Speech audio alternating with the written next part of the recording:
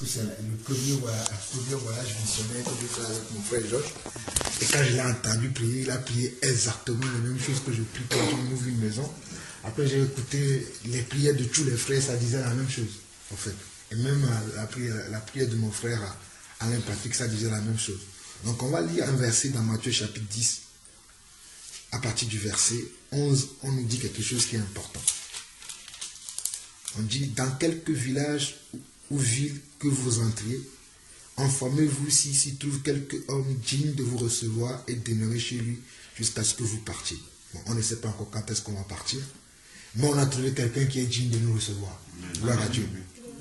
En entrant dans la maison, saluez-la. On vous a déjà salué. Et si la maison est digne que votre Père vienne sur elle, mais si elle n'en est pas digne, que votre Père retourne à vous.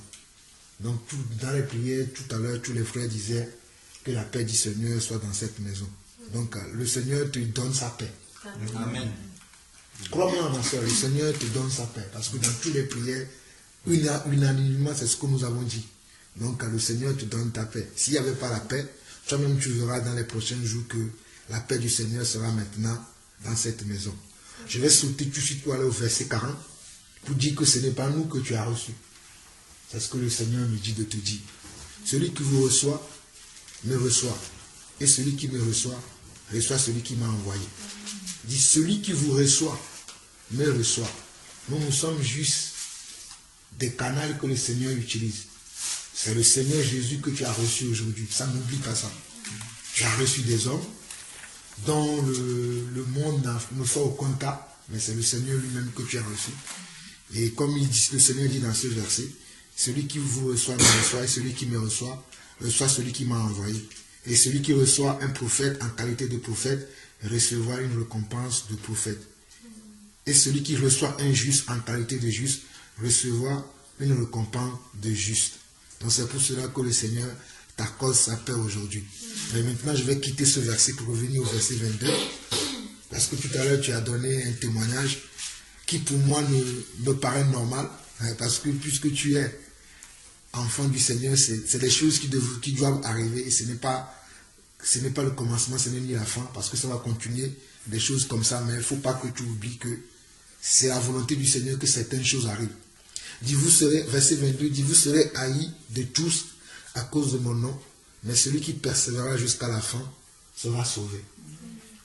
Toi, tu as voulu ouvrir ta maison pour recevoir les personnes âgées et en même temps, tu profitais de cette occasion pour leur transmettre l'esprit que le Seigneur t'a donné et cela n'a pas plu à ceux qui gouvernent cette ville.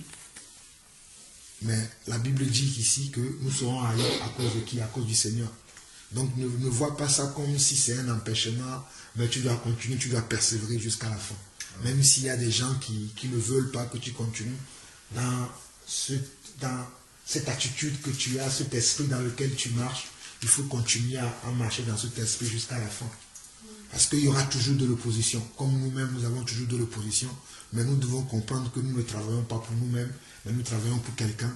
Et il nous a prévenu que nous aurons ces genres de choses-là. Donc ce n'est pas une nouveauté pour nous. Et je vais finir, comme je disais que c'est trop court, en 2 Corinthiens chapitre 4, verset 16.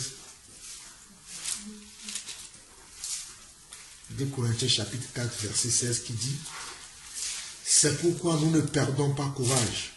Et même si notre homme extérieur s'est détruit, notre homme intérieur se renouvelle de jour en jour.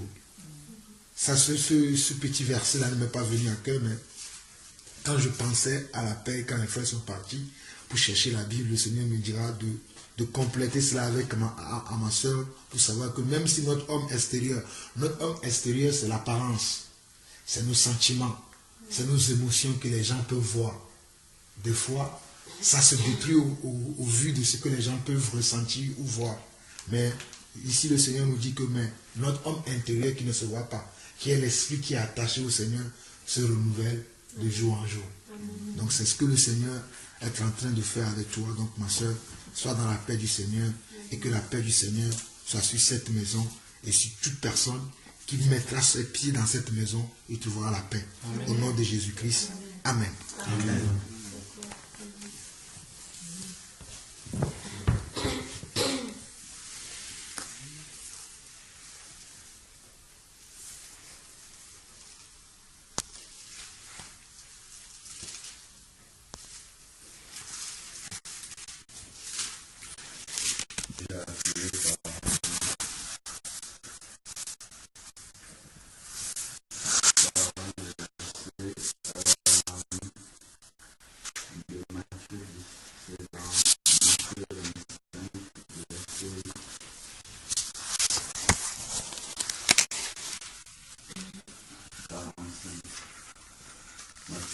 25, verset 45.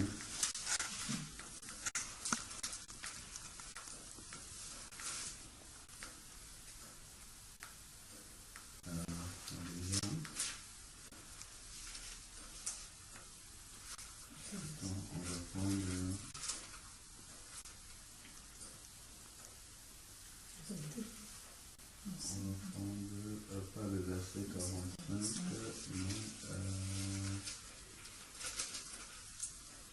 voilà, plutôt le 40. Le 40 qui nous concerne. Donc Jésus a dit un certain nombre de choses, de la manière dont l'Esprit de Dieu doit nous conduire dans les œuvres que Jésus a préparées d'avance afin que nous les pratiquions, comme dit Éphésiens 2, verset 10. Et justement, dans la mesure où on le fait fidèlement, sans attendre de récompense, le Seigneur lui le voit, celui qui est dans le lieu secret. Et il dit, verset 40, ici Matthieu 25, verset 40, et le roi répondra, en vérité, je vous le dis, dans la mesure où vous avez fait cela à l'un de ces plus petits de mes frères, c'est à moi que vous l'avez fait. Dans la mesure où vous faites cela à l'un des plus petits de mes frères. Et on sait bien que lorsque le Seigneur était en train de prêcher, sa mère et ses frères de sang étaient arrivés et on est venu l'appeler, on lui dit ta mère est dehors, elle veut te voir. Il dit c'est qui ma mère? Ma mère et mes frères, c'est ceux qui font la volonté de mon Père, ceux qui sont là. Et donc, l'Église véritable constitue justement les frères de Jésus. On sait bien qu'il y a ce verset qui nous dit qu'il est le premier de toute une famille de frères et de sœurs. Donc, effectivement, ici, en recevant les enfants de Dieu, c'est le Seigneur directement. Il dit, c'est moi que vous avez, c'est à moi que vous l'avez fait. Directement. Souvent, on oublie. On essaye de se lancer dans des œuvres religieuses en pensant que c'est ça, faire des choses pour le Seigneur. Mais ça, ce sont des choses vraies, dont les versets sont littéralement écrits. Et je crois qu'il y a d'ailleurs un autre verset qui dit que même un verre d'eau donné à un des frères de Jésus ne sera pas oublié. Un seul verre d'eau. C'était dans le chapitre 10, dans la suite. Dans la chute du chapitre 10. D'accord. Donc c'est vraiment important et on peut le voir aussi dans l'église primitive, l'assistance des saints. Prendre soin des saints, c'est quelque chose qui est vraiment cher au cœur de Dieu. Et souvent on néglige cela, mais c'est quelque chose qui est vraiment cher au cœur de Dieu. Parce que c'est là vraiment... Dieu, nous le savons, est suffisant. Dieu a tout, l'or, l'argent, tout lui appartient. Donc tu ne peux pas venir, tu ne peux rien faire à Dieu en fait. Tu ne peux pas lui, puisqu'il a tout. Même ton adoration déjà, si tu lis dans Apocalypse 5, tu vas voir que des myriades et des myriades adorent déjà Dieu.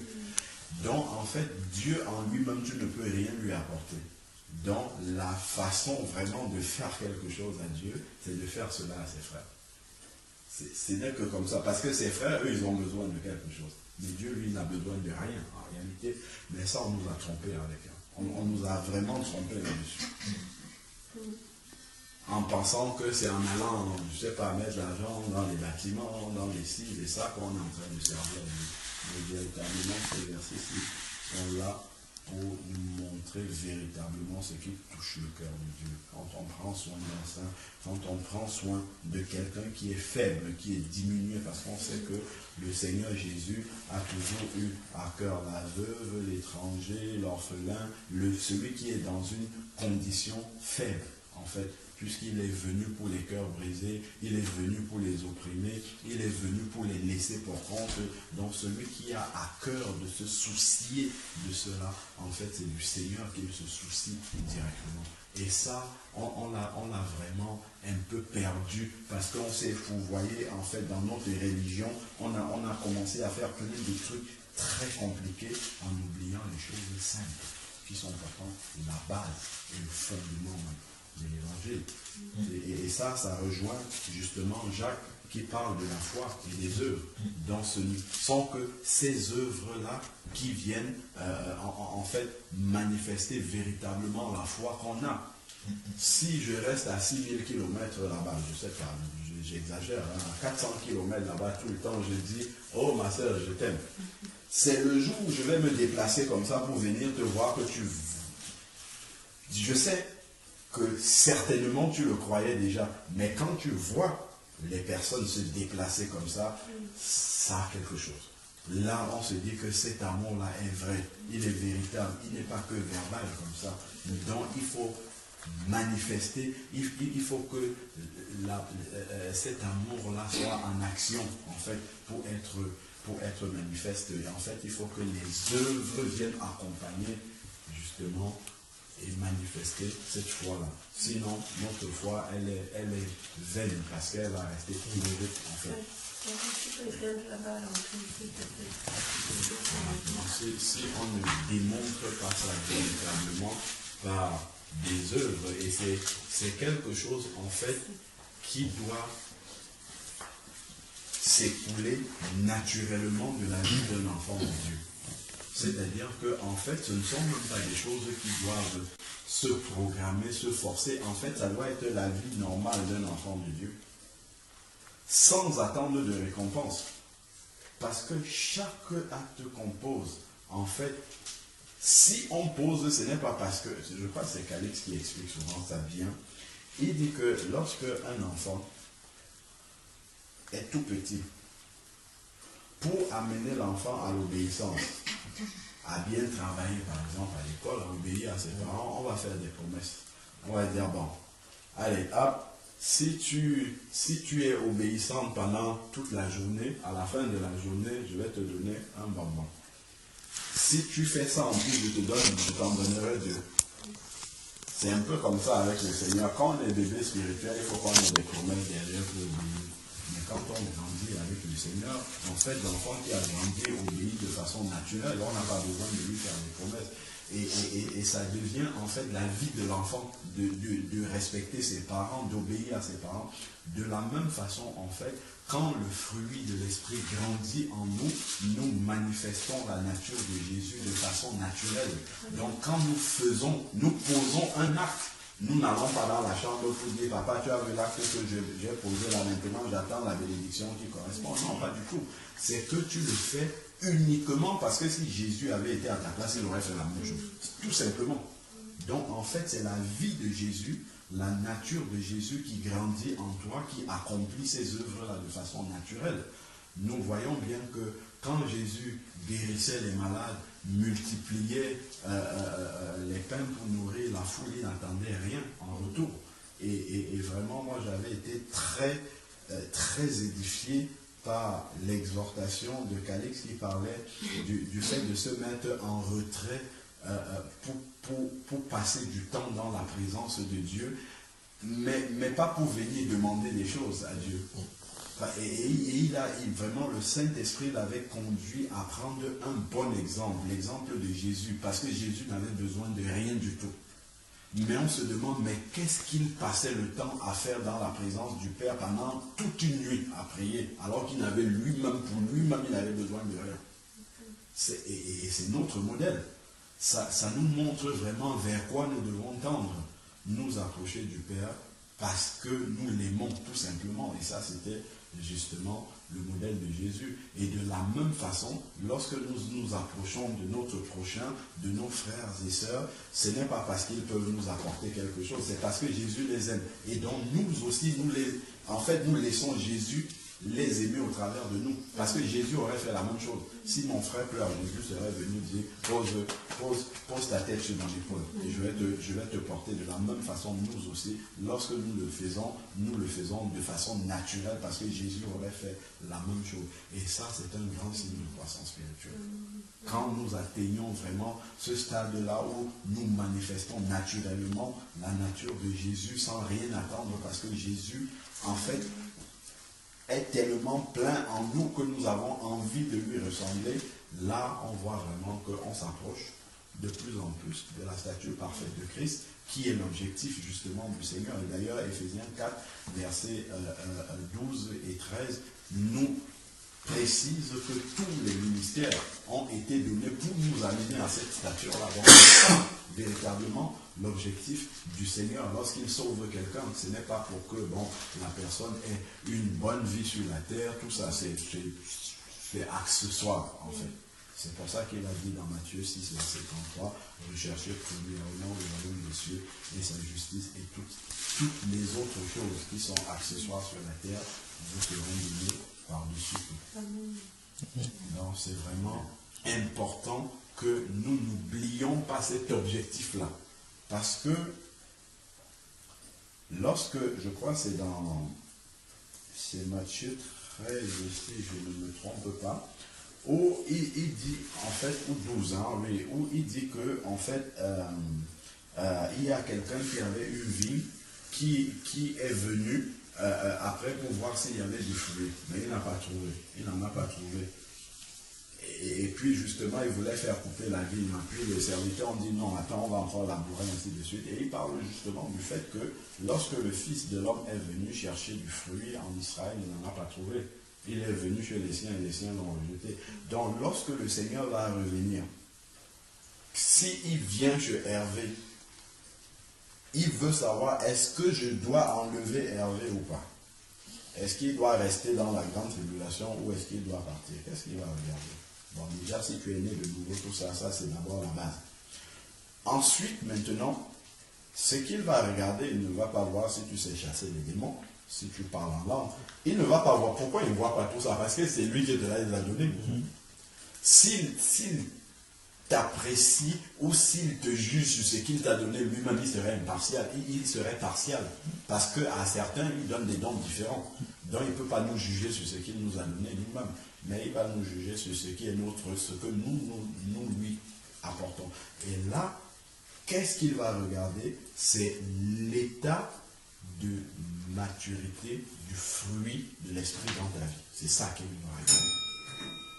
À quel niveau, puisqu'on a un objectif, le fruit complètement mûr de l'esprit, c'est la stature parfaite de Jésus. Donc il va voir où est-ce que tu en es dans la manifestation du fruit de l'esprit. C'est ça que le Seigneur va voir pour chacun de ses enfants. D'abord. Après maintenant, ça c'est pour être enlevé. Après maintenant, dans le tribunal de Christ, comme nous dit, je crois, c'est 2 Corinthiens 5:10 qui dit que nous comparaîtrons tous devant le tribunal de Christ. Là maintenant, c'est un tribunal pour les récompenses. Là on va voir maintenant, bon ok, Jean-Paul, toi je t'avais appelé. Je t'avais appelé comme apôtre. Est-ce que tu as rempli le rôle d'apôtre? Oui. Ok. Prends une couronne, ainsi de suite. Mais pour être enlevé, c'est l'état de maturité du fruit de l'esprit dans ta vie. C'est ça qui compte pour le Seigneur. Si tu es né de nouveau et le fruit n'a pas grandi en toi, tu es resté un chrétien purement charnel, tu as continué à marcher comme avant, là tu auras des problèmes. C'est pour ça qu'il faut bien que on nous rappelle. Et l'apôtre Paul n'arrêtait pas. C'est pour ça qu'il donne dans les détails. Je ne veux plus l'impudicité, je ne veux plus voir ça. Le Seigneur ne veut pas ça, ça, ça. Ce qu'il veut de vous, c'est votre sanctification, ainsi de suite. C'est vraiment pour amener le fruit de l'esprit à cette maturité-là. Pour que justement, et d'ailleurs, si on lit dans 1 Thessaloniciens 4, qui parle justement de l'enlèvement, c'est de ça qu'il parle à chaque fois. Ce que Dieu veut, c'est votre sanctification. Vous manifestez déjà de l'amour, mais progressez encore, et ainsi de suite. Il donne les détails, donc il ne faudrait pas que nous oublions cela dans l'ensemble, parce que le premier objectif, c'est d'abord d'être enlevé. Parce que si tu rates ça, tu auras beau avoir fait tout le ministère que tu veux, vraiment, tu seras passé à côté. Donc, le premier objectif, c'est d'abord, je parle même pour nous qui avons une charge, d'ailleurs, tous les enfants de Dieu ont une charge. Donc, pour tous les enfants de Dieu, nous avons certes des responsabilités que le Seigneur nous donne. Ça viendra après. La toute première chose, c'est que tu es d'abord, avant tout, un disciple. Et l'objectif d'un disciple, c'est d'être enlevé. D'abord, avant de voir toute la suite, est-ce que tu as rempli ce que Dieu attendait de toi? C'est d'abord que tu réussisses en tant que, tout simplement, disciple, que tu aies fait la volonté de Dieu. Après, maintenant, s'il y a des récompenses, le Seigneur donnera ces récompenses-là. Donc, c'est pour cela que tout ce que nous avons, par où nous avons commencé à dire, ça s'enchaîne jusqu'à, justement, l'objectif final qui est celui d'être enlevé. Donc, la foi agit avec les œuvres et on ne doit pas oublier de pouvoir prouver cet amour que nous confessons les uns aux autres. Et cet amour-là doit être un amour dénué de toute forme d'intérêt. Parce que Jésus n'avait aucun intérêt à nourrir la foule. Il n'avait aucun intérêt à guérir les malades. Ça n'augmente pas d'un iota sa gloire. Du tout, du tout. C'est nous qui avons tout intérêt à ce qu'il nous guérisse. C'est nous, ce sont nous les hommes qui avions tout intérêt à ce qu'il fasse quelque chose pour nous, mais pour lui-même, ça ne changeait rien du tout à sa gloire. Donc, et c'est ça, ce à quoi il veut que nous arrivions, que nous fassions aussi des choses pour notre prochain qui ne change rien pour nous en réalité, qui ne nous apporte pas plus d'argent dans notre compte, qui ne nous apporte pas plus de joie même dans la vie, parce que tu peux avoir des personnes qui aident parce que ça leur apporte de la joie, ils ont l'impression d'être utiles. Ça, c'est humain encore. Mais le Seigneur, c'est au-dessus de ça, en fait. C'est vraiment au-dessus. Parce que tu as des personnes qui sont dans ce monde, qui, au bout d'un moment, voient qu'elles tournent en rond, elles vont peut-être aller s'inscrire dans une œuvre caritative pour être bénévole, pour être utile, parce que, bon, voilà, ou bien travailler au resto du cœur, oui, je participe, et ça leur donne l'impression d'aider, de servir, d'être utile, toi, et ça, c'est humain encore. Parce que nous aussi, nous pouvons tomber dans ce piège-là. C'est encore humain. Mais le Seigneur, c'est vraiment au-dessus, complètement au-dessus de ça. Je me donne pour les autres. En réalité, ça ne m'apporte rien à moi-même, mais je me donne aux autres totalement. Et c'est ça que le Seigneur Jésus a fait.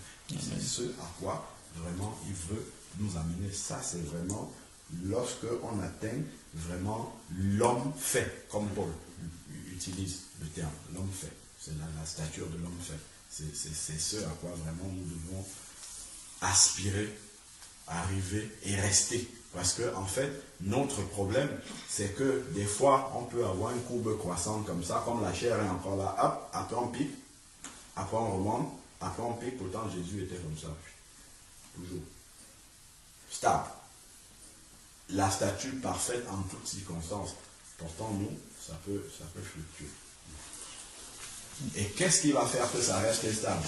Comme Jésus, l'intelligence spirituelle doit être renouvelée tout le temps. C'est ça. Jésus, lui, il avait son intelligence. C'est pour ça que, comme on voit, dès qu'il finissait avec la foule tout de suite, il retournait se connecter. Et c'est ça qui nous manque. Nous, on ne fait pas souvent ça.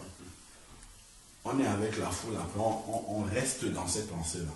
Alors que tout de suite, il faut retourner, se recharger, se renouveler l'intelligence spirituelle pour rester connecté. Et là, on sera toujours à ce niveau-là. Amen.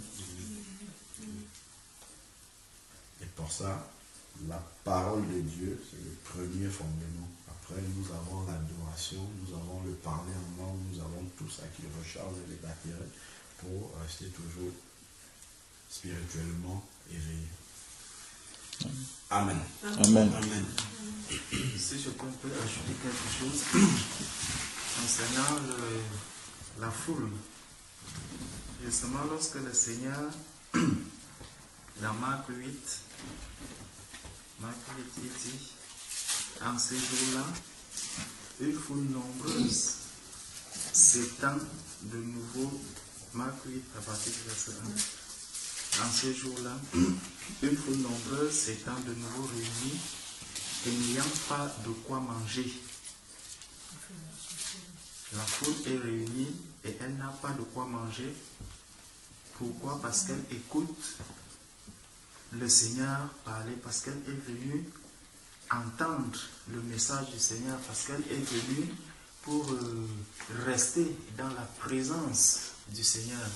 Donc la foule, c'est elle sacrifie vraiment, abandonne tout ce qu'elle a à faire pour rester au pied du Seigneur, pour se nourrir de la parole de Dieu.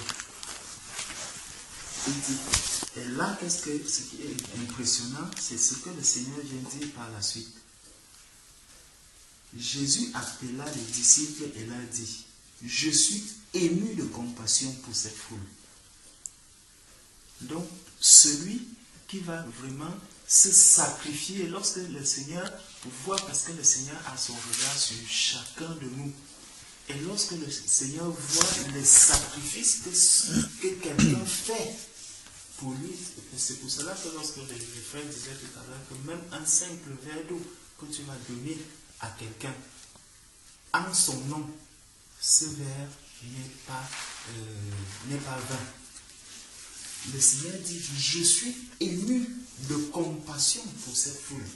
Donc, tout ce que nous faisons, si nous le faisons avec l'appui du Seigneur, si nous le faisons au nom de Jésus, nous devons savoir que rien de cela n'est vain, mais que la récompense sera énorme. Il dit, je suis ému de compassion pour cette foule, car voilà 3 jours qu'ils sont près de moi et ils n'ont rien à manger. Quel sacrifice! Des gens qui viennent, qui ne sont pas encore des disciples, qui ne sont que la foule, qui ne font partie que de la foule, mais qui viennent là, qui écoutent. Et lorsque ils écoutent le Seigneur est ému de compassion parce qu'il voit la manière avec laquelle il s'attache à ce qu'il est en train de dire, la manière avec laquelle il prête attention à tous au message que le Seigneur transmet. Le Seigneur ne vient pas leur dire que oui, je vous apporte du travail, je vous apporte ceci, mais le Seigneur vient vraiment leur apporter le message du salut, parce que le Seigneur est venu mourir pour que nous ayons la vie éternelle. C'est pour cela que le Seigneur est ému de compassion de voir qu'il y a des gens qui ont soif de recevoir cette parole de vie. Il y a des gens qui ont soif, qui ont envie de monter également dans le ciel. Et il est étonné de voir que même en dehors de ses disciples, il y a autant de personnes qui ont envie, qui peuvent se sacrifier pour ce message, pour ce salut qu'il apporte. Et le Seigneur dit, si je les renvoie chez eux à jeun, les forces leur manqueront en chemin. Donc, lorsque le Seigneur t'a déjà vu à l'œuvre, il a vu le sacrifice que tu as fait. Pour lui, le sacrifice que tu as fait en son nom, il ne renvoie jamais à jeun. Il y a toujours une récompense qu'il apporte. C'est pour ça qu'il dit, cherchez premièrement le royaume des cieux et toutes ces choses vous seront données par-dessus. Il dit, si je les renvoie chez eux à jeun, les forces leur manqueront en chemin, car quelques-uns d'entre eux sont venus de loin. Quelques-uns d'entre eux sont venus de loin. Ses disciples lui répondirent, comment pourrait-on les rassasier de pain ici dans un lieu désert? Jésus leur demanda, combien avez-vous de pain? 7, répondirent-ils.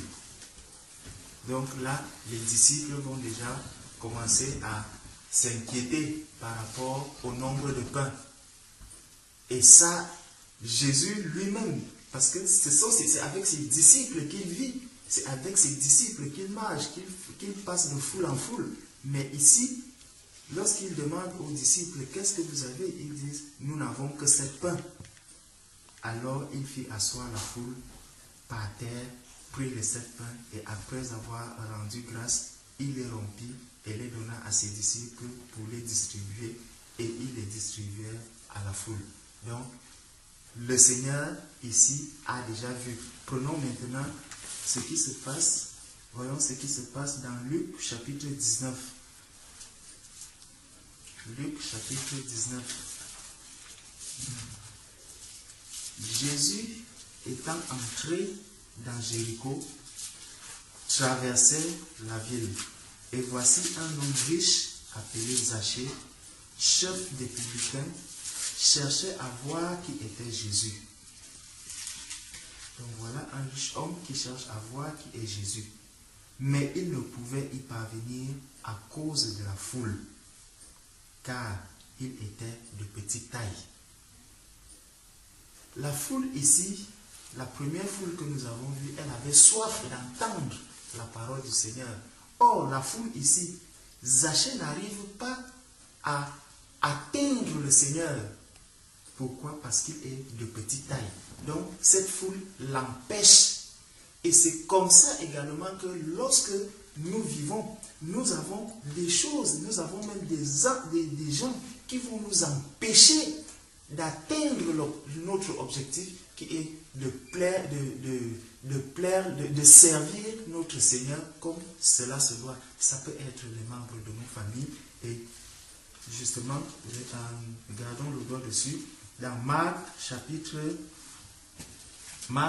6, au verset 4, Jésus nous le confirme, il dit, Marc chapitre 6 à partir du verset 4, il dit, mais Jésus leur dit, un prophète n'est méprisé que dans sa patrie, parmi ses parents et dans sa maison. Donc, lorsque tu seras à Lyon et que les gens de Lyon verront que voici quelqu'un qui est en train de servir Dieu, ma soeur, tu vas être méprisé. Tu vas être combattu. Dans ta propre maison, les gens qui entendront qu'elle est déjà en train de servir le Seigneur, elle amène des gens pour les faire, pour leur donner, pour leur montrer le chemin du salut, elle fait ceci. Le nom de Dieu, ma soeur, il ne fait pas bon entendre à l'oreille. Lorsque quelqu'un entend le nom du Seigneur à l'oreille, ça passe très très mal. Si tu veux faire entendre ce nom, ne t'attends plus à une récompense du monde. Attends-toi maintenant à une récompense divine. Plus une récompense charnelle. Dès que tu entres dans la foule qui est prête à écouter le message du Seigneur, sache que la famine aussi va déjà entrer chez toi. Sache que tu vas déjà passer des journées entières sans manger parce que tu veux écouter ce message, parce que tu veux être sauvé, parce que tu voudrais que les gens soient sauvés, parce que tu vas passer du temps dans le jeûne. Tu vas jeûner non pas seulement pour toi, mais également pour tes enfants, pour ta famille, pour tes parents, pour ton mari, pour tous ceux qui sont autour de toi. Tu vas jeûner pour eux, pour qu'ils reçoivent également le salut. Tu vas jeûner pour des gens même que tu ne connais pas, pour que ces personnes-là aient le salut, pour que ces personnes-là vivent.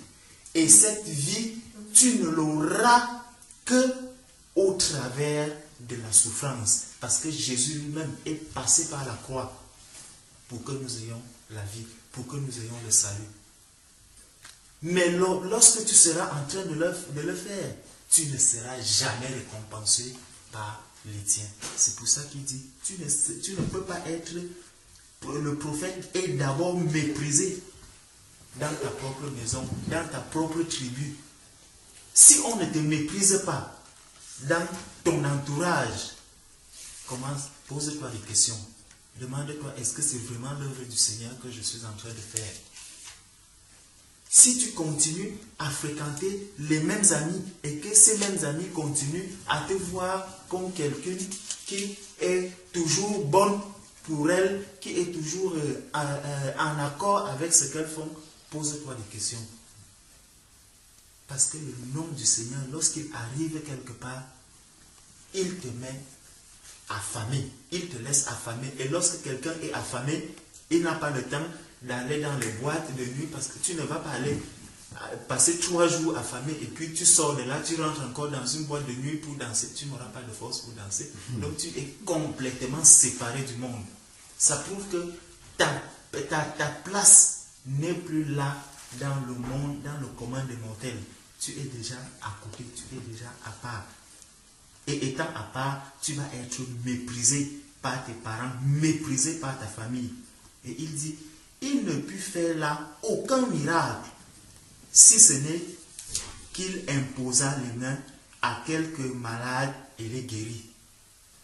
Donc, ton rôle maintenant, ce n'est plus de t'attendre à une quelconque récompense de là, mais tout ce que tu as à faire, si quelqu'un est malade, tu lèves les mains, tu pries, tu dis, oh Seigneur, voici ma fille, voici le fruit de mes entrailles qui est malade, guéris, elle trouve la guérison.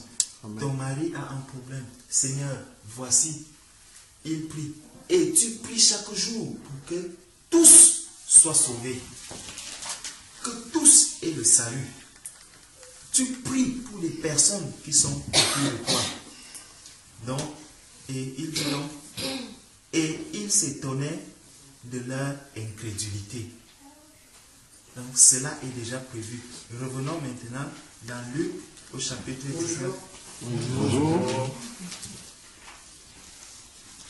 Je peux bien aller.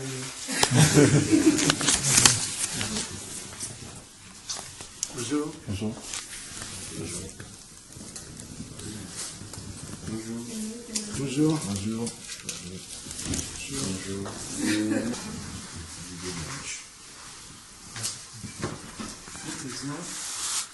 Donc, au verset, revenons à Luc, chapitre 19. Nous étions au verset 3. Voilà. Donc, Zachée ne pouvait y parvenir à cause de la foule, car il était de petite taille. Donc, nous voyons qu'ici, la foule fait obstacle.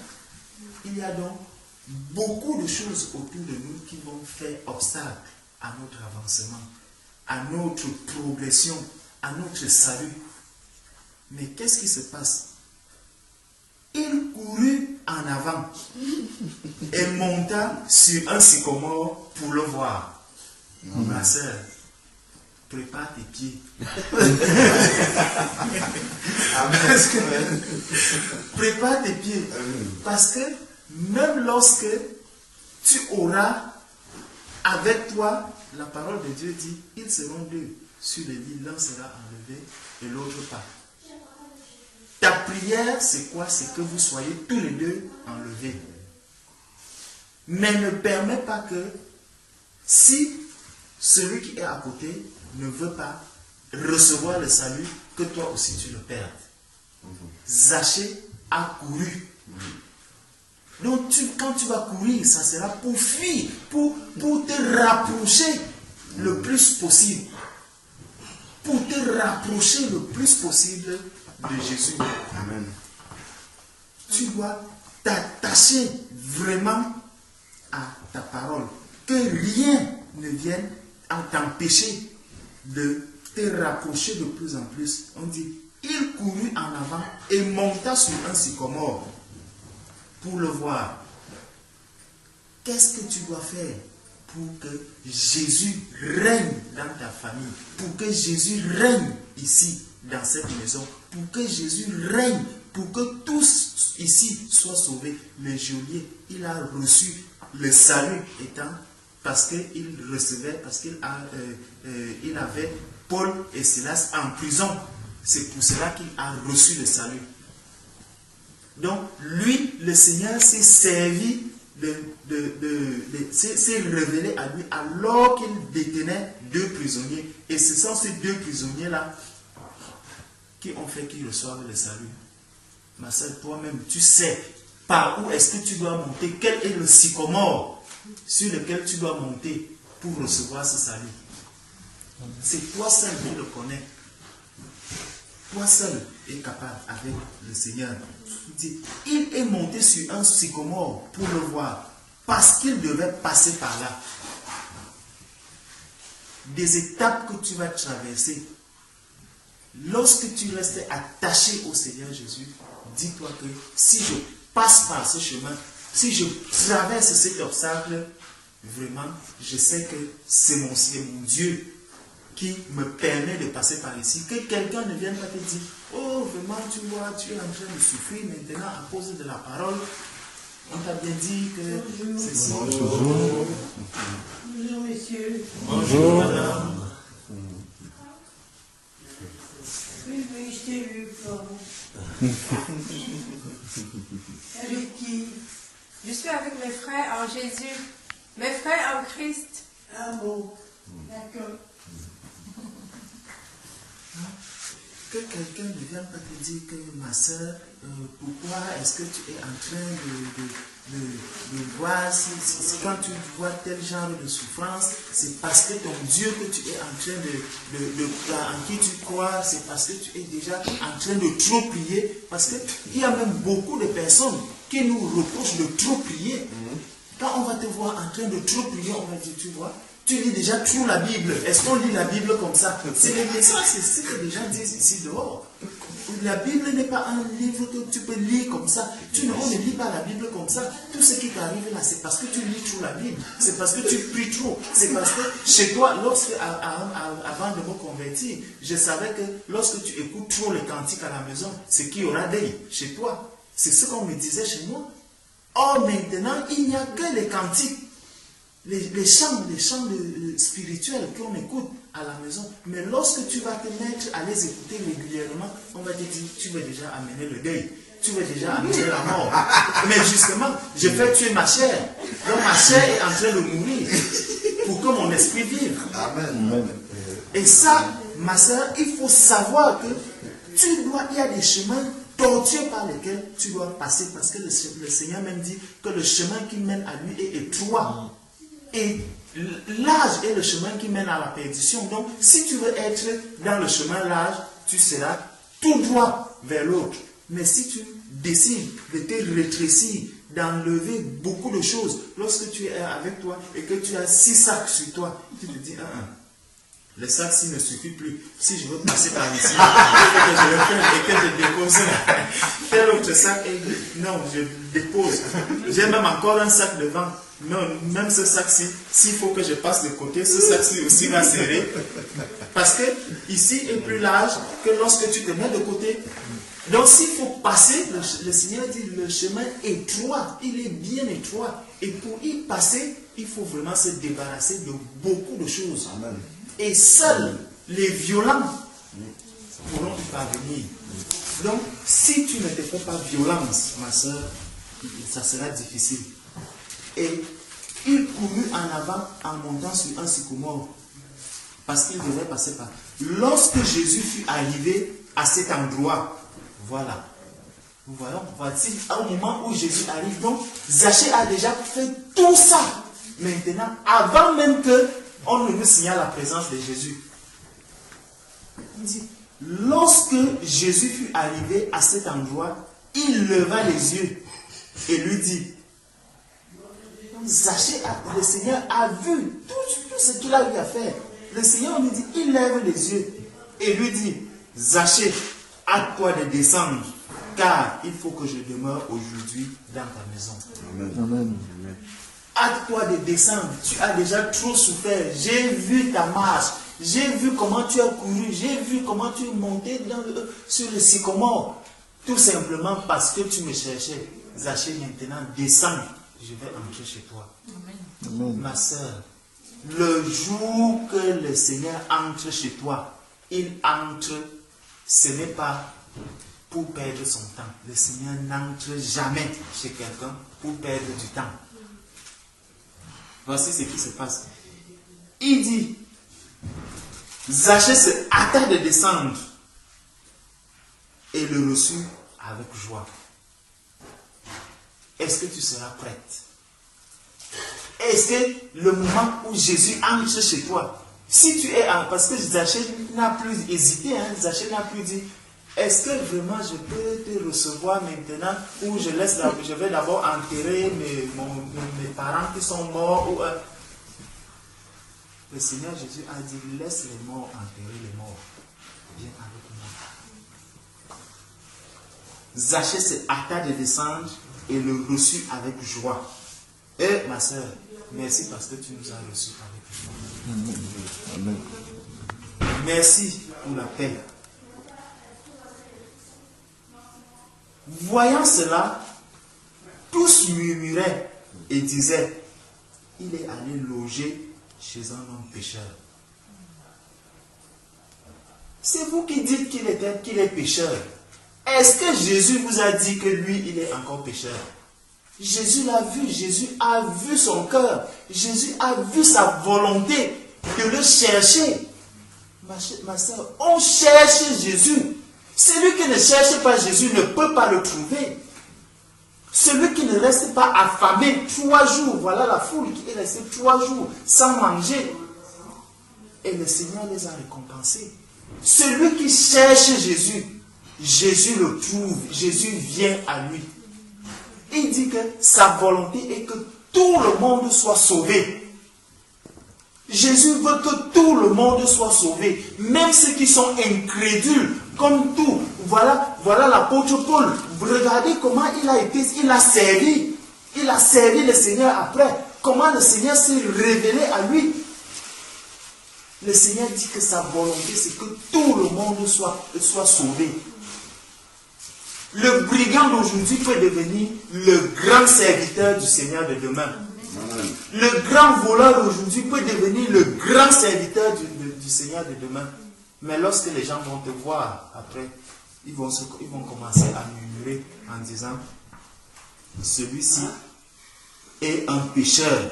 Comment est-ce que Jésus peut entrer dans sa maison? Lorsque tu parleras même de Jésus à quelqu'un, tu vas devenir comme l'apôtre Paul qui passait son temps à dire, ne regardez plus ce que je faisais hier. Je vous apporte maintenant un nouveau message, le message du salut. Ma soeur, ça sera difficile à entendre, mais il faut persévérer. Mais Zachée, se tenant devant le Seigneur, lui dit, voici Seigneur, je donne aux pauvres la moitié de mes biens. Et si j'ai fait tort de quelque chose à quelqu'un, je le lui rends le quadruple. Zachée a déjà vu Jésus. Jésus ne lui a encore rien dit. Jésus ne lui a encore rien promis. Jésus ne lui a même pas encore adressé un message. Mais simplement parce que le Seigneur Jésus a dit que j'entre dans ta maison. Il dit vraiment, Seigneur, voici Seigneur, je donne aux pauvres la moitié de mes biens. Il dit, je suis tellement riche. Seigneur, comme tu es entré, tu as accepté de venir chez moi. Je commence déjà à me débarrasser des sacs que je porte. J'ai trop de biens, j'en donne aux pauvres. Si j'ai fait tort à quelqu'un, je lui rends le quadruple. Jésus lui dit, le salut est entré aujourd'hui dans cette maison. Amen. Parce que celui-ci est aussi un fils d'Abraham. Ma soeur, même quand les autres penseront que tu es encore le pécheur d'hier, que tu es encore le voleur d'hier, que tu es encore la prostituée d'hier, que tu es encore le brigand d'hier, que tu es encore tout ce qu'on peut imaginer d'hier, le Seigneur Jésus a déjà jeté son regard sur toi et il a su que celle-ci, c'est déjà un fils d'Abraham. Celle-ci est déjà une fille d'Abraham. Elle descend d'Abraham. Car le Fils de l'homme est venu chercher et sauver ce qui était perdu. Amen. Amen. Juste pour compléter, c'est ce que le frère a dit en fait par quelques versets. C'est 1 Pierre 13, 1 Pierre 3, je crois, devant.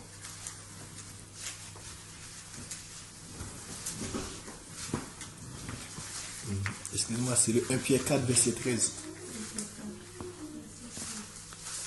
1 Pierre 4, 13. Oui.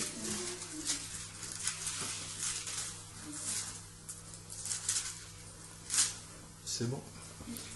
Réjouissez-vous, au contraire, de la part que vous avez aux souffrances de Christ, afin que vous soyez aussi dans la joie et dans l'allégresse lorsque sa gloire apparaîtra. Si vous êtes outragés pour le nom de Christ, vous êtes heureux, parce que l'Esprit de gloire, l'Esprit de Dieu repose sur vous. En fait, ma soeur, aujourd'hui, l'Église de Dieu, l'Église de Jésus-Christ est entrée chez toi, juste pour t'éduquer, réjouis-toi, parce que nous, Dieu ne nous a pas envoyés ici par hasard, mais c'était prévu pour nous déjà. C'était prévu par Jésus-Christ, ma soeur. J'espère que Dieu va te compenser à ce moment que nous allons passer chez toi, ma soeur. Reste dans la paix, que cette maison soit la paix au nom de Jésus-Christ. Amen. Amen. Amen. Je vois que le Seigneur veut vraiment qu'on fortifie l'esprit conduit dans le sens de vraiment la fortification. Et je vais partager 2 versets dans ce sens-là. Je vais prendre Matthieu 10 que le frère avait commencé tout à l'heure. Et vraiment, le Seigneur veut te dire que tu ne craignais rien. Et les versets qui nous sont arrivés dans Matthieu chapitre 10, verset 28. Que dit le Seigneur? Ne craignez pas ceux qui tuent le corps et qui ne peuvent tuer l'âme. Craignez plutôt celui qui peut faire périr l'âme et le corps dans la géhenne. Ne vend-on pas 2 passereaux pour 1 sou? Cependant, il ne tombe pas un à terre sans la volonté de mon Père. Et même les cheveux de votre tête sont tous comptés. Ne craignez donc point, vous valez vous valez beaucoup plus que 2 passereaux.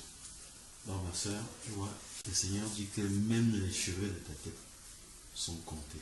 Amen. Mais tu ne dois vraiment pas craindre. Comme le frère a dit, les persécutions vont arriver. Ça se sent. Comme tu as décidé de suivre le chemin étroit, toutes les persécutions vont arriver de tous les côtés, que ce soit de la famille, que ce soit du monde, que ce soit de l'administration. Et les menaces même vont arriver.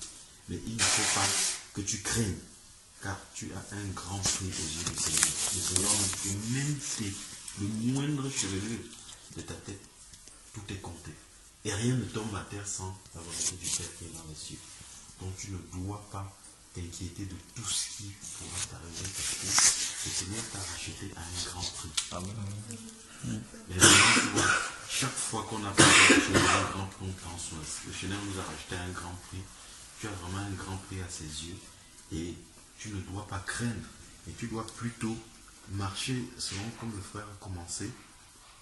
En fait, marcher dans la sanctification, en fait, selon ce qu'il va commencer. Il va continuer justement à parler de ce qui peut, de notre côté même, nous empêcher en fait d'être en communion avec lui. Donc, au verset 32, il dit, c'est pourquoi quiconque me confessera devant les hommes, je le confesserai aussi devant mon Père qui est dans les cieux. Mais quiconque me régnera devant les hommes, je le régnerai aussi devant mon Père qui est dans les cieux. Face aux tribulations, certains vont s'être amenés à se taire. On est dans une foule, on se dit, mais tiens, si je parle de Jésus ici, qu'est-ce qui va m'arriver? On va se moquer de moi, ainsi de suite. Qu'est-ce qu'ils vont penser de moi? Mais le Seigneur, dans ce verset qui est très important, lorsque le Seigneur te mettra dans le cœur de parler de lui à n'importe lequel de ses enfants, à témoigner, souviens-toi de ce que le Seigneur a dit et vraiment ne te tais pas. Parce que le Seigneur, la confession que nous faisons en fait pendant notre baptême se manifeste tout au cours de notre vie. C'est pour ça que le Seigneur Jésus veut que, quel que soit, puisque ici il parle dans le contexte des menaces et des tribulations, quel que soit ce qui se passera, que tu n'aies pas peur de confesser le nom du Seigneur, parce que lui, il a déjà commencé à confesser ton nom devant le Père qui est dans les cieux, et il va continuer à le faire. Donc, et après le Seigneur va décrire un peu tout ce que le frère a dit tout à l'heure. Ne croyez pas que je sois venu apporter la paix sur la terre. Je ne suis pas venu apporter la paix, mais l'épée. Car je suis venu mettre la division entre l'homme et son père, entre la fille et sa mère, entre la belle-fille et sa belle-mère. Et l'homme aura pour ennemi les gens de sa maison. Donc il faut bien comprendre ce verset. le Seigneur n'est pas fouteur de division. En fait, c'est son évangile. Le Seigneur est en train de nous faire comprendre ici que aucune personne ne doit nous empêcher de le suivre, en fait. Fût-il notre fils, notre père, ainsi de suite. Nous devons être rivés au Seigneur et rien, de même de ce que nous appelons des êtres de chair, ne doit nous empêcher de marcher à lui. Et il nous prévient que les difficultés peuvent arriver très très proche de nous, en fait. Mais comme le frère l'a dit tout à l'heure, il a aussi dit, c'est aussi écrit dans la parole que tout ce que vous me demanderez selon ma volonté, cela vous sera accordé. Et le Seigneur est venu chercher et sauver ceux qui étaient perdus. Et quand un enfant de Dieu est venu devant son Père et demande quelque chose selon sa volonté, il dit, si vous me demandez quelque chose selon ma volonté, je vous écoute. Et si, c'est 1 Jean 5 qui dit ça, et si il nous écoute, alors nous savons que nous possédons la chose que nous lui avons demandée. Donc aujourd'hui, nous tous, nous avons confessé que le Seigneur a restauré, quel que soit ce qu'il y avait dans cette famille aujourd'hui, elle a été restaurée au nom du Seigneur. Amen. Quels que soient ceux qui étaient encore dans le ténèbres vont recevoir la manifestation du Seigneur. Ils vont vraiment recevoir dans leur cœur cet attouchement, cet appel que le Père a besoin d'attirer pour qu'on vienne vers Jésus. Et si nous sommes arrivés là, si le Seigneur l'a permis, c'est pour cela en fait, mais il te demande d'être fortifié. Le temps des hommes n'est pas le temps du Seigneur. Amen. Ça peut arriver là, comme ça peut arriver dans un mois. Donc il faut, quel que soit ce qui va arriver après, parce que des fois, il y a beaucoup de témoignages des personnes, ah mais tiens, j'ai vu, je pensais que, mais finalement, ça a pris carrément l'opposé de ce que je croyais. Reste fortifié et crois que le Seigneur a entendu nos prières et que il va exaucer tout ce que tu lui as demandé. Et si tu gardes cette foi-là, tout ce qui va arriver, quel que soit ce qui t'arrive, reste rivé vers lui, reste vraiment attaché à lui et il va accomplir sa volonté. Il va accomplir les promesses qu'il a faites par son Église aujourd'hui dans ta vie et dans la vie de ta famille. Amen.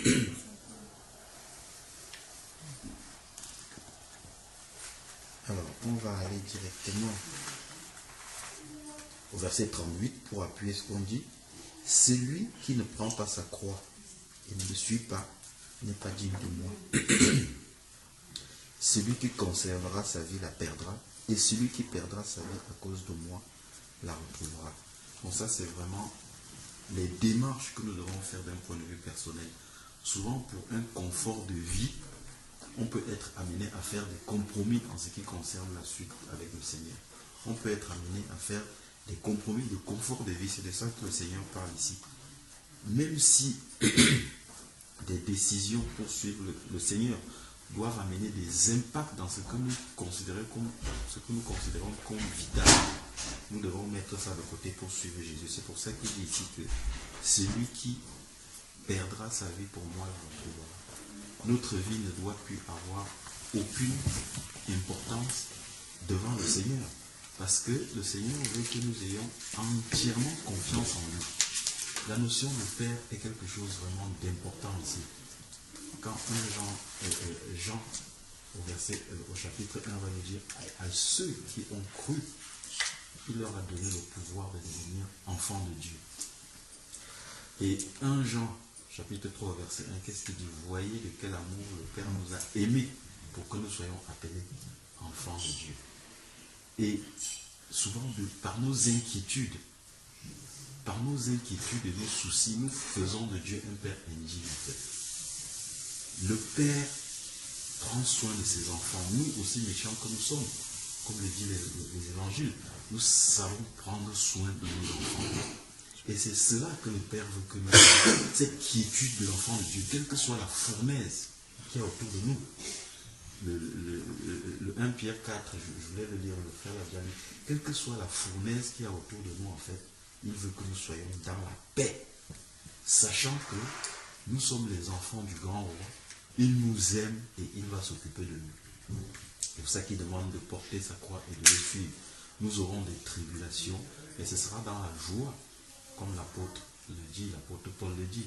Réjouissez-vous toujours dans le Seigneur, réjouissez-vous. Pourquoi? parce qu'il regardait la rémunération, il regardait le prix. Parce qu'aujourd'hui, nous savons ce que le Seigneur a fait pour nous. Nous sommes délivrés de la colère à venir. C'est vraiment de cela dont nous avons été délivrés. Il est écrit que le Seigneur vient. Jésus dit dans Luc 17 que ce qui arriva du temps de Noé va encore arriver. Ce qui arrivera du temps de Lot va encore arriver. Et quand cela arrivera, Jésus qui est l'arche de Noé pourra enlever son église avant que la catastrophe ne s'abatte sur la terre. Et c'est cela, c'est ce grand prix que le Seigneur a payé pour nous délivrer de la colère à venir. Alors qu'est-ce que peut nous faire un homme sur cette terre pour que nous oublions cela? C'est pour ça que les disciples, aussi bien en prison, aussi bien dans les persécutions, dans la prison avec le geôlier, ils étaient en train de chanter. Ils étaient en prison, menottés, en pleine nuit, après avoir été battus. Ils chantaient les louanges du Seigneur. Et on a vu comment le Seigneur s'est glorifié et toute une famille a été sauvée en une nuit. Donc vraiment, le Seigneur nous appelle à être arrivés à cela, à comprendre finalement le grand prix de ce qu'il a fait pour nous, de voir ce qui arrive et finalement de considérer, peut-être pas pour néant, mais la vie sur cette terre, comme le dit Pierre dans 1 Pierre, nous sommes des pèlerins sur cette terre. Et nous devons accomplir uniquement l'œuvre du Seigneur et nous arriver vraiment à cela et survivre à toute persécution. Et dans Marc 9, il va continuer l'avertissement en disant, si ta main est pour toi une occasion de pécher, coupe-la et jette-la loin de toi. Car il vaut mieux pour toi de rentrer dans le paradis manchot que d'être jeté avec tous tes membres dans la géhenne éternelle dont le Seigneur nous appelle à...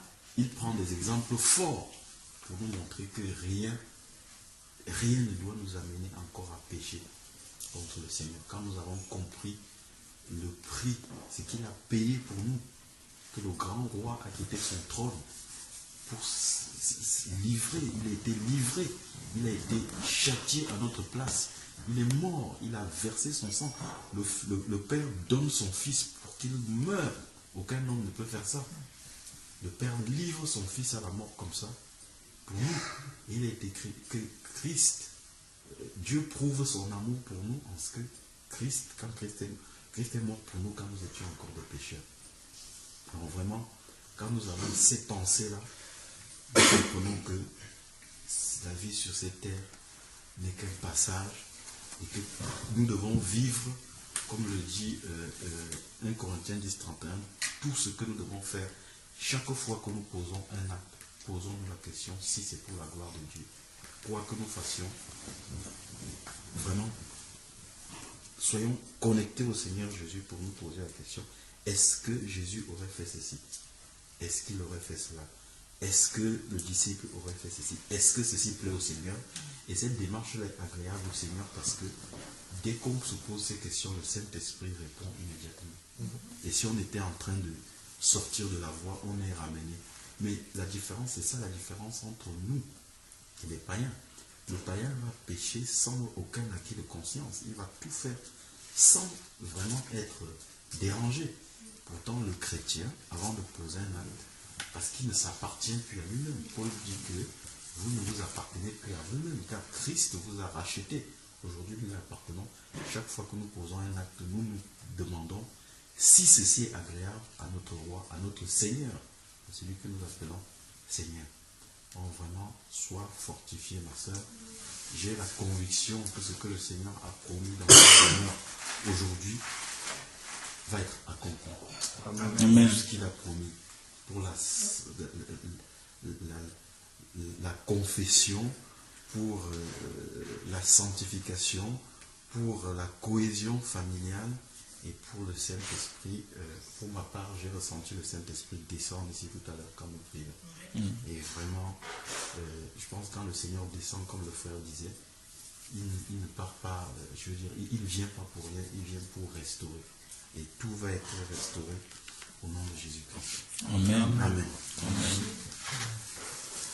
Je voudrais juste finir sur deux versets, moi je ne vais pas beaucoup commenter, quand le frère Alain Patrick parlait de cela tout à l'heure, parce qu'on nous a beaucoup tenté. C'est pour ça qu'aujourd'hui, en tant qu'enfant de Dieu, au lieu d'accomplir Ephésiens 2.10, on est là à s'occuper des choses futures. Moi, je suis très content d'être là aujourd'hui. Amen. On est Amen. fatigué. Amen. On fait depuis des mois qu'on est dans ce genre de choses, on est fatigué. Je voyais mon frère tout à l'heure, ils somnolaient, on est fatigué. L'Esprit de Dieu n'est pas fatigué. L'Esprit de Dieu en nous, il est à l'œuvre. Il sait pourquoi il nous a amenés ici. Et c'est très bien parce qu'on apprend. Même pour nous-mêmes qui sommes là, c'est encore un moment de nous fortifier nous-mêmes pour savoir que nous ne nous appartenons plus.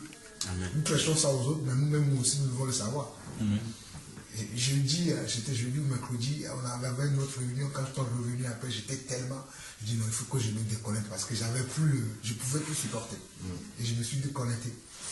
C'est ça, parce que l'esprit était, l'esprit et moi-même j'étais fatigué.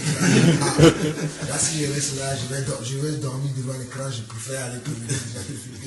Je m'en vais. Donc c'est aussi pour nous fortifier que nous sommes allés vers, nous allons, ça fait depuis des années que je suis dans le Seigneur, mais ça fait les 2 derniers mois là, je ne sais pas ce que je vis.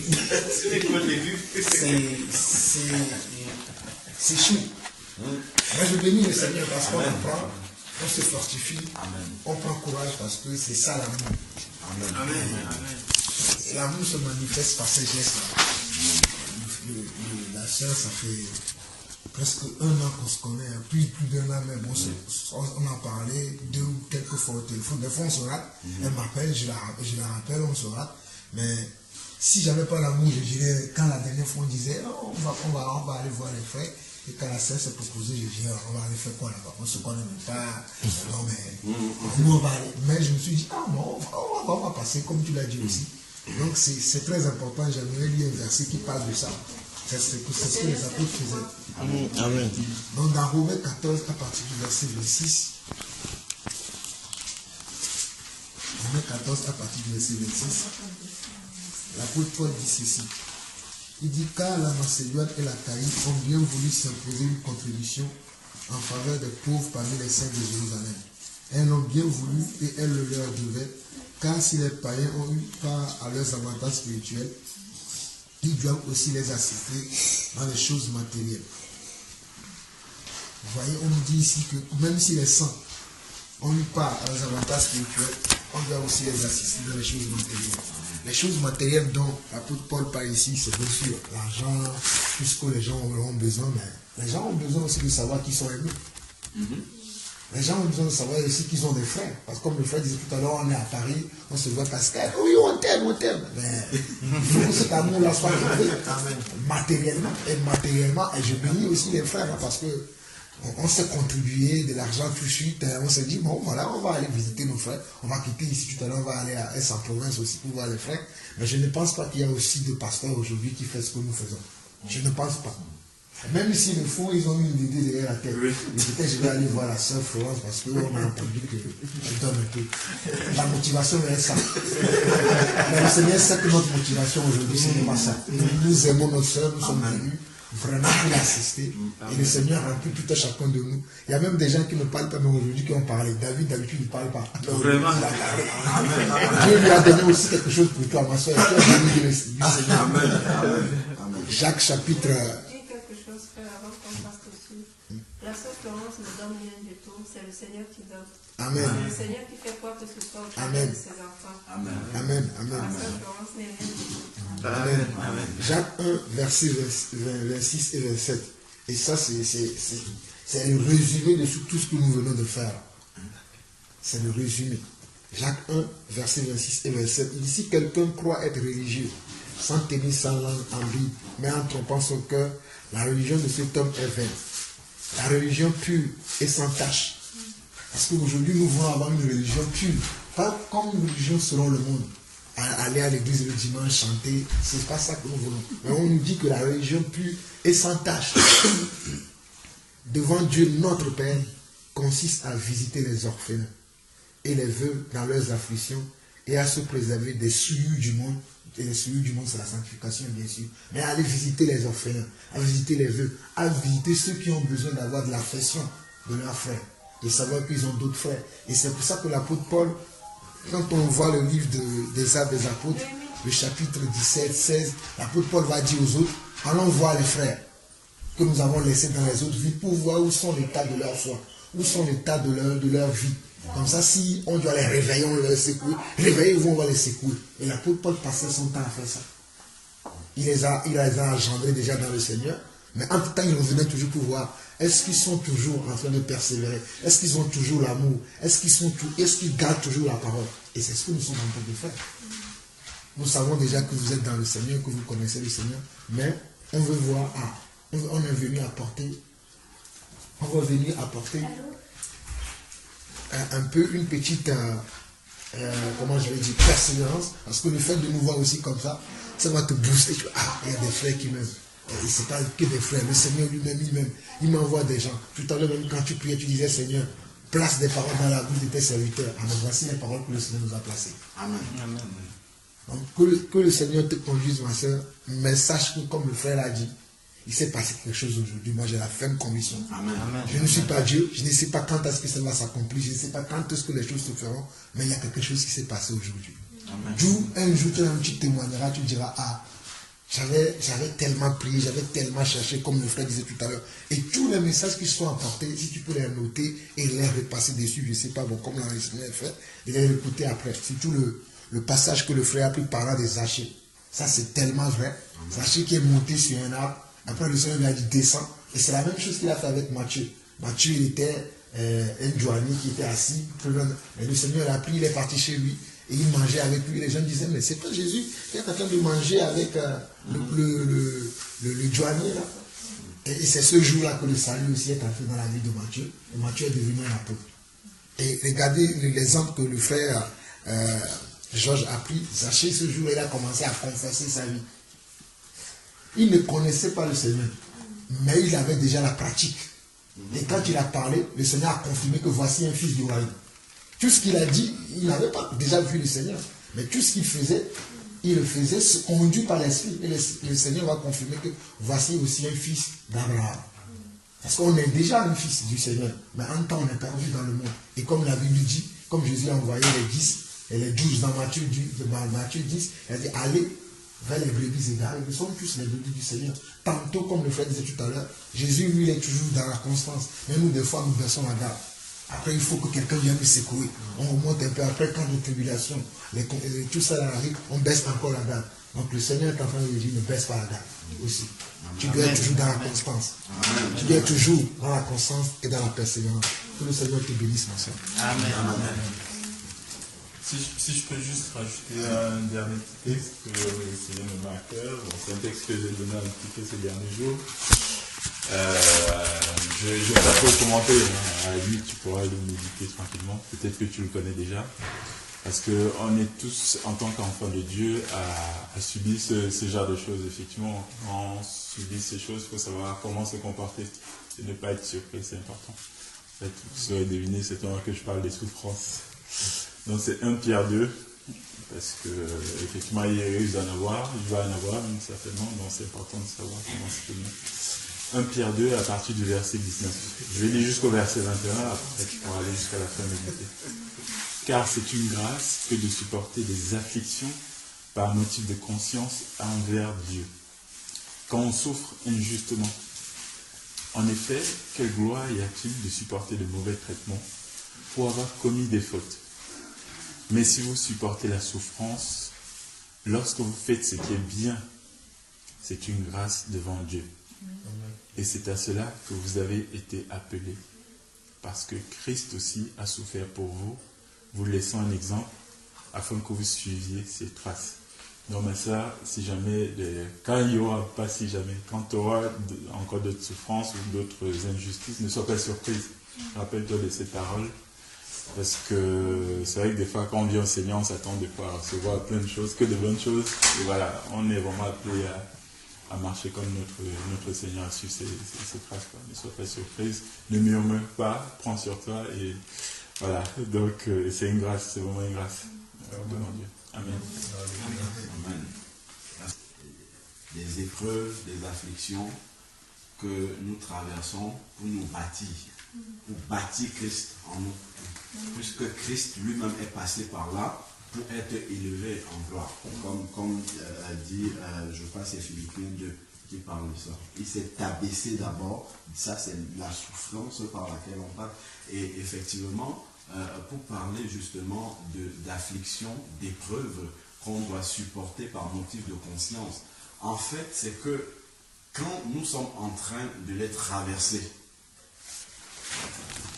c'est difficile, mais c'est pour cela qu'on disait tantôt qu'il faut toujours être renouvelé dans son intelligence. Parce que si on n'est pas renouvelé dans son intelligence, on ne va pas discerner ce qui est en train de se passer. Et si on ne discerne pas ce qui est en train de se passer, on ne va pas comprendre. Et si on ne comprend pas, en fait, on va aller ailleurs. On ne va pas aller dans ce que le Seigneur veut que nous voyions. Parce que souvent, il peut avoir une situation et c'est juste un petit quelque chose qui n'est pas encore net dans notre progression avec le Seigneur.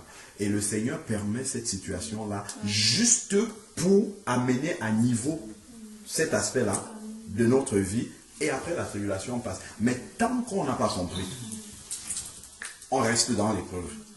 Et ça, il le fait par amour. Parce qu'on a besoin de ça. Et des fois, on traverse certaines épreuves parce que le Seigneur sait que devant, nous aurons besoin de ce que nous aurons acquis sur cette petite épreuve-là. Parce qu'il y en a une grande qui nous attend devant. Donc, il nous prépare comme ça.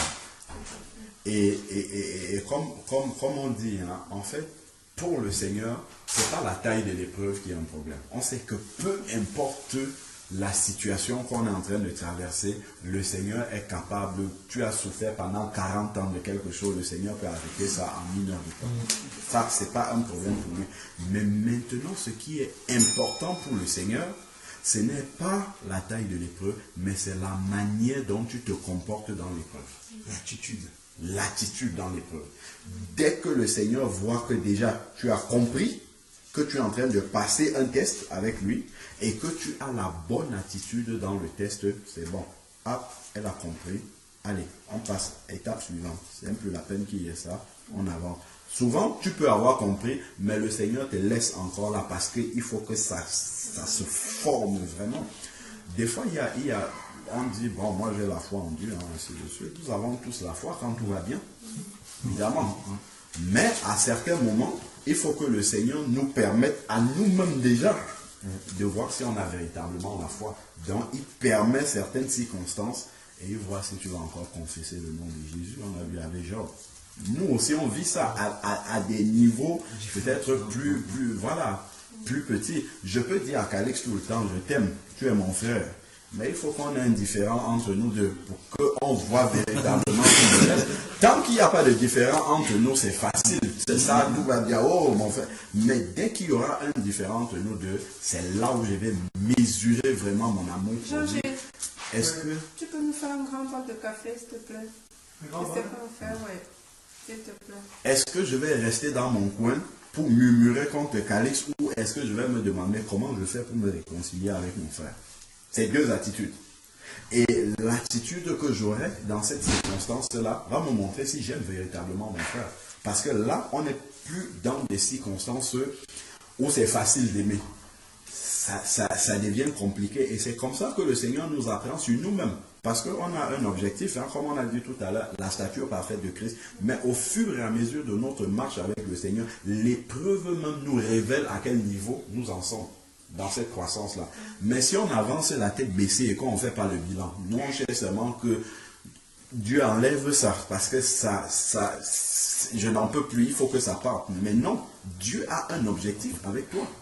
Et si on oublie ça, si on oublie que Dieu a un objectif avec nous, tout le temps, on sera des enfants qui se plaignent. On sera toujours en train de se plaindre devant le Seigneur. Ça ne va pas. C'est normal que ça n'aille pas. Parce que si tout va bien, Christ ne sera pas formé en nous. Christ lui-même, ses circonstances n'allaient pas bien du tout, du tout. L'apôtre Paul, ses circonstances n'allaient pas bien du tout. Mais Christ était en train d'être formé en lui. Et quand on voit par exemple le parcours de l'apôtre Paul, on voit comment il réagissait dans les épreuves. C'est là où on comprend que véritablement, lui, dès qu'il a fléchi les genoux sur le chemin de Damas, Quand il a ouvert les yeux 3 jours après, il a compris que sa vie avait changé. Il a compris que maintenant, Christ a un objectif pour sa vie. Et si on ne regarde pas dans cette perspective-là, les choses de cette vie vont toujours nous décourager. À chaque fois, mais toi, tu es un enfant de Dieu, mais comment ça peut t'arriver? Est-ce qu'on sait pourquoi le Seigneur permet? Lui, il peut ne pas avoir ce que moi j'ai. Parce que lui, il a déjà peut-être traversé une étape que moi, je n'ai pas encore traversée. Mais quand l'autre va se mettre à voir, ouais, toi, c'est parce que tu n'obéis pas à Dieu. Très vite, on va parler. Mais souvent, il faut se garder de parler parce que Dieu est peut-être en train de travailler quelque chose où il veut que je me rende compte d'une faiblesse que j'ai, que je la corrige et que j'avance avec lui. Et ça, c'est vraiment important à chaque fois de voir toujours comment nous avançons avec Dieu. Et lorsque nous comprenons bien le but des épreuves par lesquelles nous passons, le Seigneur permet que nous passons, et lorsque nous sortons vraiment victorieux, en général, le Seigneur va amener des personnes qui passent par là, jusqu'à nous, pour que notre expérience puisse leur être bénéfique. En général, c'est comme ça.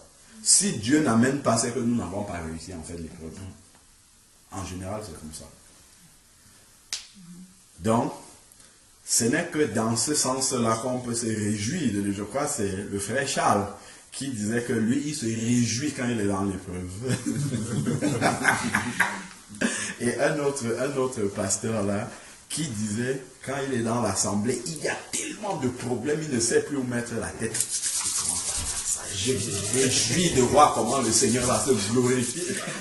Bon, pour parler comme ça, il faut déjà avoir atteint un certain degré quand même de recul, parce que c'est naturel pour nous de voir les choses avec les yeux de la chair.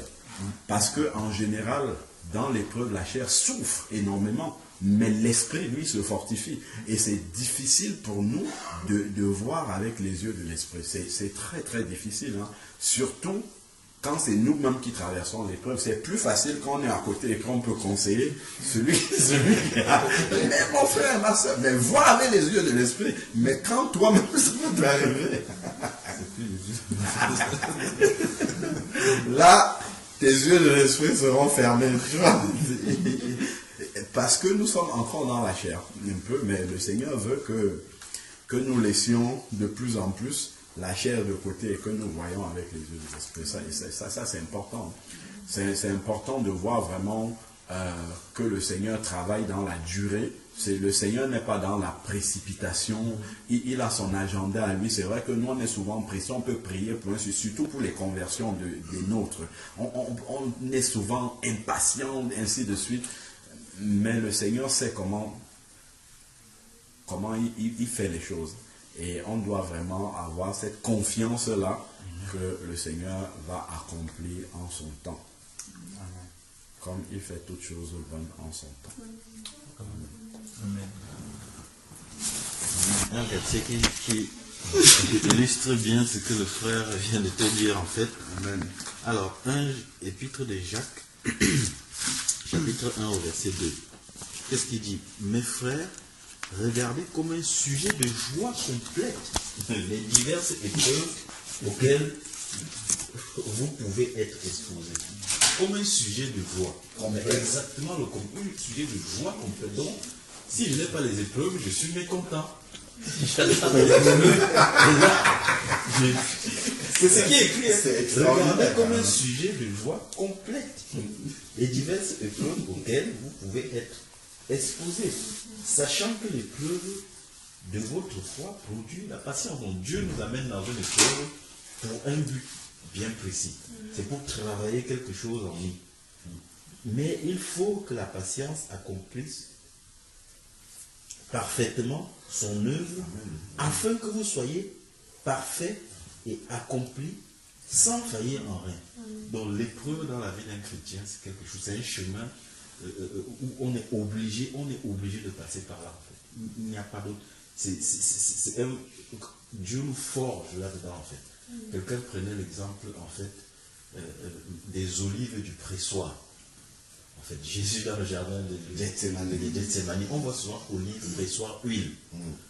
Quand on presse le chrétien, par la torture et la souffrance, l'huile coule et c'est cette huile-là qui permet à la lampe de briller. Amen. Amen. D'attendre le Seigneur en fait.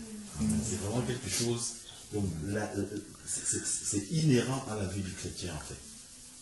Et il y a également 1 Corinthiens 10 de Paul qui dit la même chose. 1 Corinthiens 10 au verset 13. Qu'est-ce qu'il dit? Aucune tentation ne vous est survenue qui n'ait été humaine. Et Dieu, qui est fidèle, ne permettra pas que vous soyez tentés au-delà de vos forces. Mais avec la tentation, il préparera aussi le moyen d'en sortir afin que vous puissiez la supporter. Mais vraiment, on voit que le Seigneur, donc quand quelque chose m'arrive, il faut, sachant que je suis un enfant du Seigneur, il faut que je sois conscient que le Seigneur sait que je peux le supporter.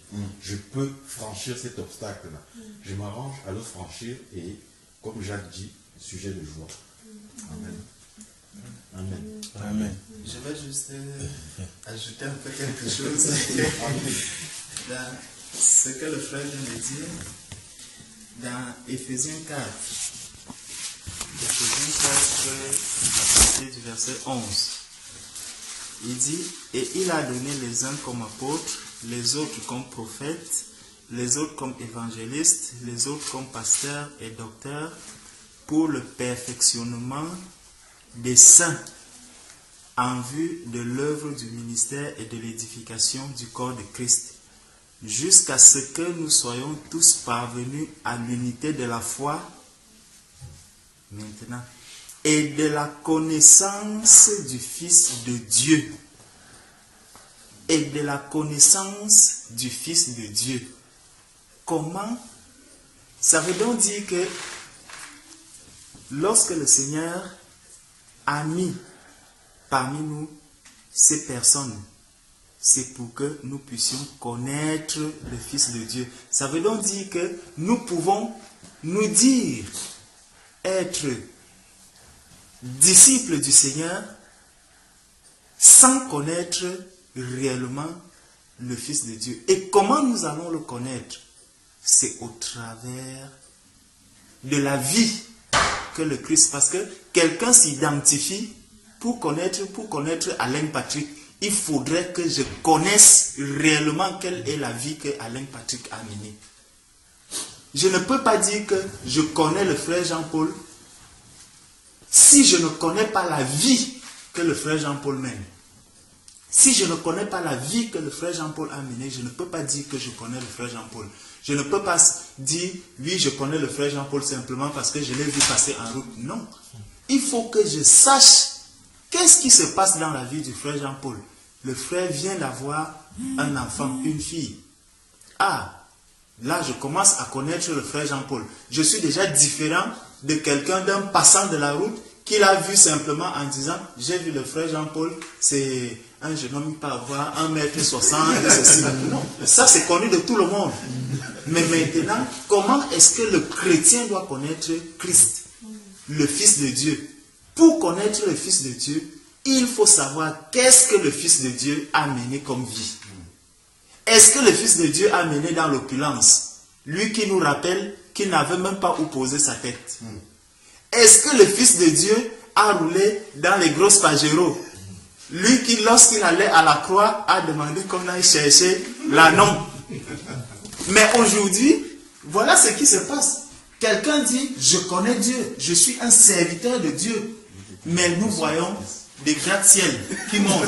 Mais nous voyons des dizaines de véhicules qui s'alignent. Est-ce que celui-là connaît vraiment Dieu? Est-ce que celui-là est vraiment dans la connaissance du Fils de Dieu? Nous voyons le Fils de Dieu qui marche. Il y avait Judas avec lui qui était son trésorier. Mais on ne nous a jamais dit que Judas avait un compte à tel ou tel endroit. Mais quand nous voyons des serviteurs qui se disent serviteurs de Dieu, qui connaissent Dieu, mais qui ont des jets privés, qui ont des milliards dans les comptes, est-ce qu'ils connaissent vraiment Dieu? Est-ce qu'ils connaissent vraiment le Fils de Dieu?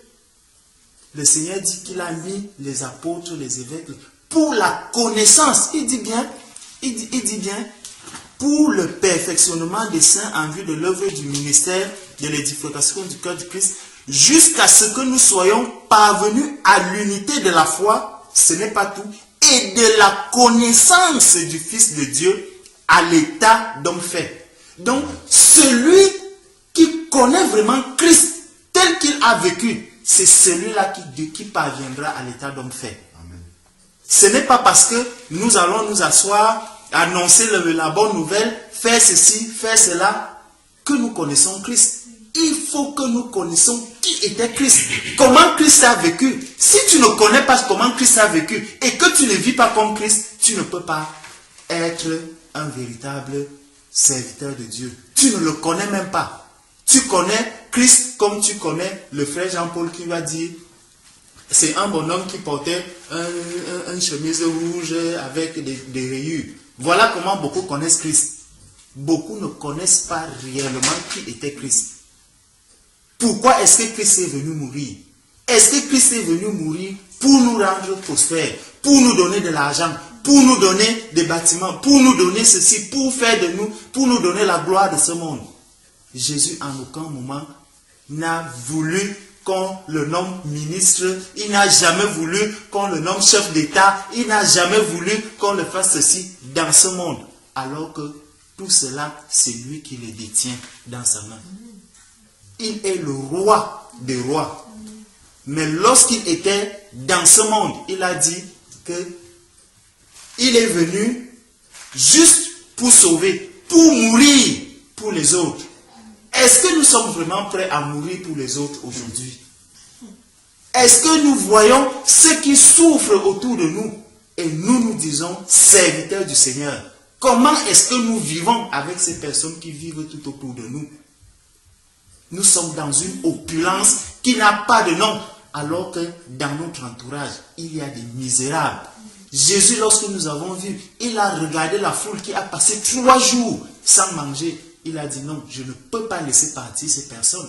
Aujourd'hui, nous sommes devenus des serviteurs, mais qui n'arrivons même pas à donner à manger aux fidèles qui sont autour de nous.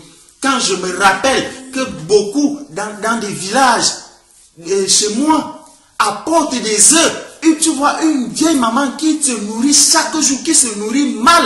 Lorsqu'elle se rend à l'hôpital, on lui dit tu manques de vitamines, mais elle prend des œufs pour aller donner au prêtre. Ce prêtre qui a déjà un salaire, qui vit dans une opulence, et il reçoit ses œufs. Et il dit que le Seigneur te bénisse. Quelle bénédiction!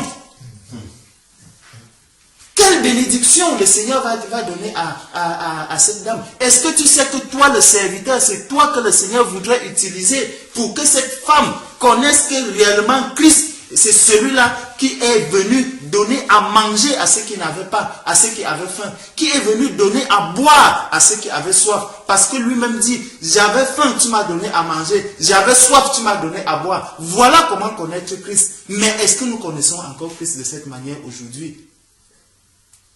Nous connaissons Christ aujourd'hui dans le fait que Christ va me donner les grandes choses. Christ va me faire ceci, Christ va me faire cela. Est-ce que c'est vraiment ça, connaître Christ?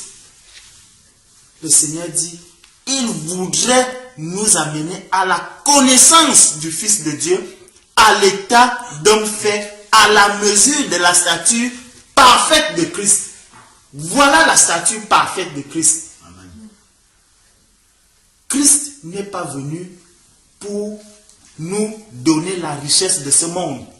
Christ est venu pour sauver ce qui était perdu, pour qu'il y ait de l'amour entre nous, afin que nous ne soyons plus des enfants flottants et emportés à tout vent de doctrine.